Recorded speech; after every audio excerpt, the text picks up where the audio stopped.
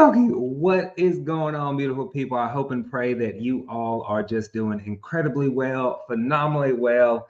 I'm excited to be doing this video with y'all. So I've actually fell off for like a week or two on releasing my content daily. So I'm getting back on the saddle. So I wanted to definitely start this week off right? So on this video, I want to talk about the different offers that you can make when you're trying to do your wholesale deals or you're trying to get your properties under contract. All right. So please like, subscribe, share all those incredible things. And then also, I'm going to be hosting a free, yes, free live event. You will be able to click on the link below for the upcoming dates on this, where we're going to unpack how to get started in real estate, how to talk to sellers, how to make offers. We're going to be talking about wholesaling, building generational wealth, and a lot.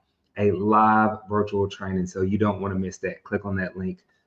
It'll be in the descriptions. But now let's talk about making your offers to your sellers. Let's say, for example, you're just getting started, you're rocking and rolling, and you're having these quality conversations with sellers, right?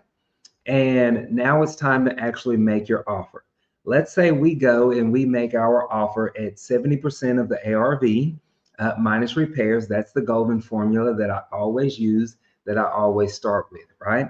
Let's say hypothetically, for an example, that the ARV on that property is, $100,000, and you do that multiplication, you figure out that math, right? And let's say your offer needs to be at 70,000 for simple math. What do you do if the seller comes back and says, "Hey, Clifford, hey, Mr. Investor, Mrs. Investor, your 70K offer just doesn't work for me because I owe $80,000 on the property," right? And then now you're just mind blown because you're like, wait a minute, that's not going to work. Clifford told me to get it under contract at 70% of the ARV, right? And then try to wholesale it for 85% of the ARV, right? So if they owe that much, this might not work, okay?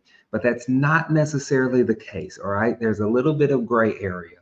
Number one, that I know that most fix and flippers are going to want that number at that 70% if they're a fix and flip investor, right? Because there's a lot of risks that go on involved, right? Now, I'm looking at things from a different coin or a different perspective as a buy and hold buyer. Did I say that right? For a buy and hold buyer, somebody that wants to buy rentals. I know that they can typically pay a little bit more if I know that that property meets the 1% rule.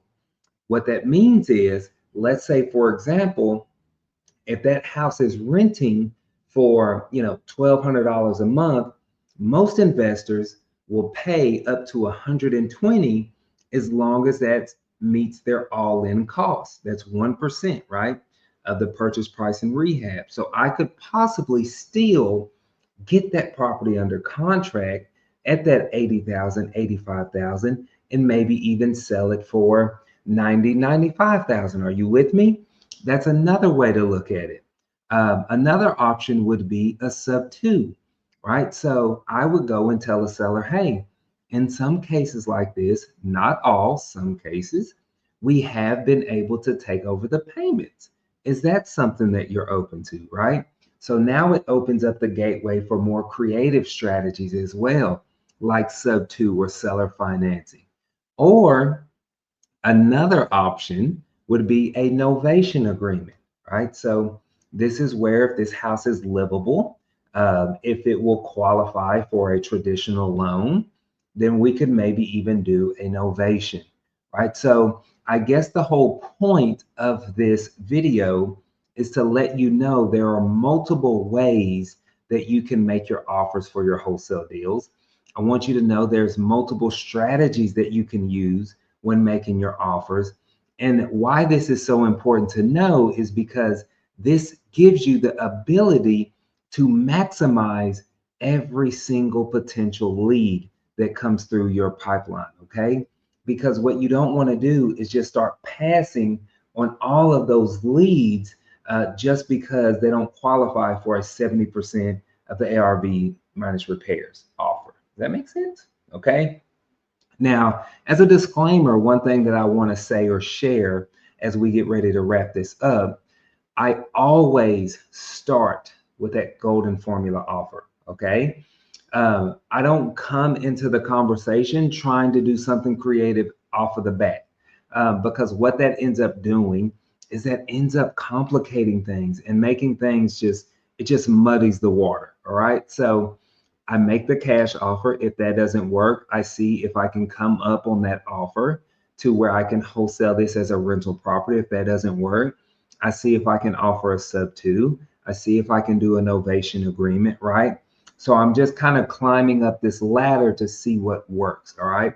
Not every single one of those strategies are going to work for every seller, but again, having multiple solutions also makes you a better problem solver for these sellers. So I pray this was helpful. Let me know what you think in the comments below or any questions that you have. And also be sure to check out that free training that I have coming up. It'll be live in person. I absolutely guarantee you do not want to miss it.